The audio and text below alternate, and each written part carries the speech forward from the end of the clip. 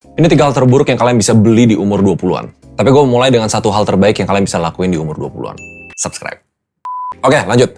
Langsung aja deh. Poin 1, ini berlaku buat mayoritas orang di umur 20-an. Tapi bakal selalu ada 1% yang mungkin nggak berlaku saran ini. Or mungkin 0,1%.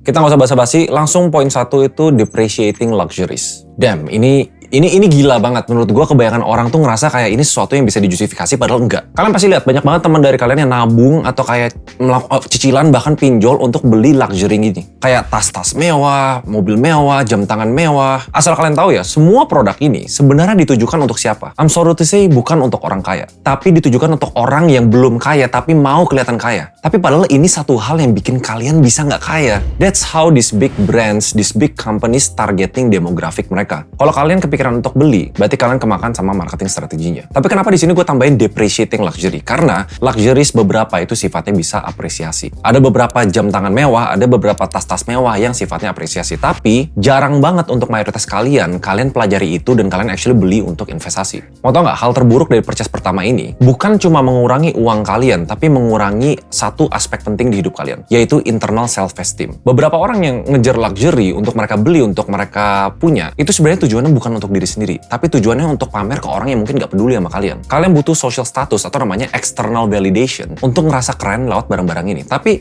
masalahnya gini, ada studi psikologinya, kalau misalnya kalian selalu mencari external validation atau hal-hal di luar dari diri kalian untuk bikin kalian ngerasa confident, itu tuh bikin internal validation kalian berkurang. Pernah nggak ngerasa misalnya kalian lagi sukses di sebuah karir atau kalian baru beli mobil baru, terus kalian dapat tuh dopaminnya, wih keren ya lu punya ini, keren ya lu punya ini. Tapi secara nggak sadar, itu bikin kalian self-esteemnya turun secara internal. Masalahnya momen-momen dimana kalian dapat dopamin itu tuh meningkatkan standar self-esteem atau kayak confidence kalian, oh berarti gue harus segini terus. Tapi eksternal itu fade, gak mungkin dong selamanya mereka muji-muji lu untuk semua barang-barang lu. Lama-lama tuh itu bakal turun, tapi internal kalian gak naik, baru di sana kalian bakal mulai mempertanyakan diri sendiri, sebenarnya ini tuh worth it gak sih? Atau gue tuh sebenarnya butuh apa lagi untuk bikin gue ngerasa happy? So poin 1 menurut gue memang salah satu yang paling buruk, yaitu depreciating luxuries. Karena kalian bukan beli barang itu buat kalian sendiri. Again, ini mungkin gak berlaku untuk 0,1% orang yang kebanyakan duit. Or nanti ada yang cerita, ada case-nya beli jam tangan bikin kita lebih jago nge-lobby atau jago networking, silahkan. Cuma buat mayoritas orang, this is a very bad purchase. Especially di umur 20-an. Yang kedua adalah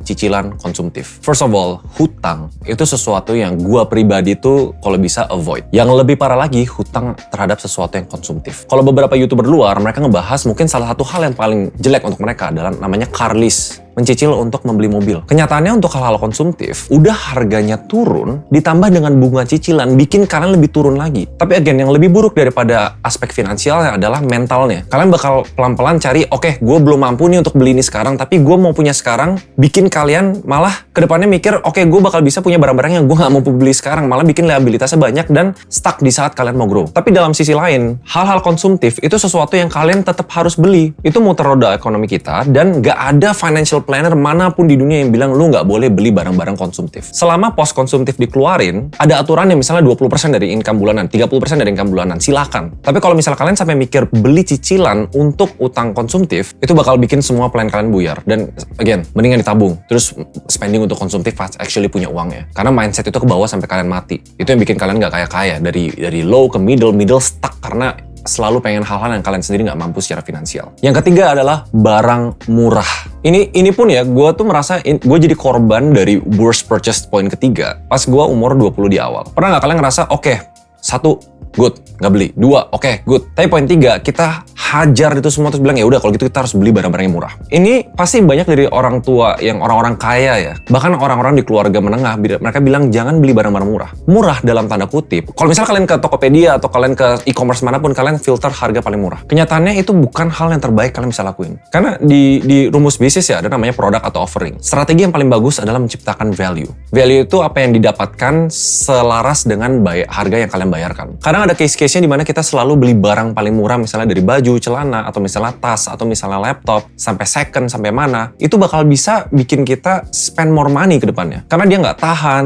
dia rusak, nggak bisa dipakai lama. Instead of cari cheap product, mendingan cari produk-produk yang value dan sesuai dengan kebutuhan kita. Dulu gue beli kaos ya di Tanah Abang atau di Cempaka Mas dulu kalau gue, sama Mangga 2. Pokoknya budget gue cuma 50.000 sampai 70.000, that's it. Itu budget kaos gue. Tapi jarang banget kaos-kaos itu gue pakai bertahun bertahun-tahun. At the end, sekarang gue beli kaos yang mungkin 100-150 ribu di Uniqlo mungkin. Itu bisa gue pakai bertahun-tahun. Dicuci nggak rusak, nggak mengecil. Sedangkan kaos-kaos yang gue beli terlalu murah, sekali masuk ke laundry pas gue pakai, gue jadi kayak, lo tau nggak ya, ngepres banget tuh dada gue kemana-mana, ini gue kemana-mana. Ini sesuatu yang gue pelajari setelah bertahun-tahun gue konsumtif, ternyata bisa loh kayak lebih hemat dengan kita cari barang yang lebih mahal. Tapi satu hal penting dari poin ini, jangan justifikasi diri, oh ya udah gue bakal selalu beli barang yang lebih mahal. Again, kalau produk ada murah, ada mahal, ada namanya value. Mahal boleh selama value-nya lebih bagus dan bisa bertahan lebih lama. So itu 3 hal worst purchases di umur 20-an versi gue. Gue mau kalian share dong kalau kalian sendiri worst purchases itu apa. Kalau ada yang komen aneh-aneh misalnya kayak purchase experience untuk pacar atau misalnya untuk yang disensor.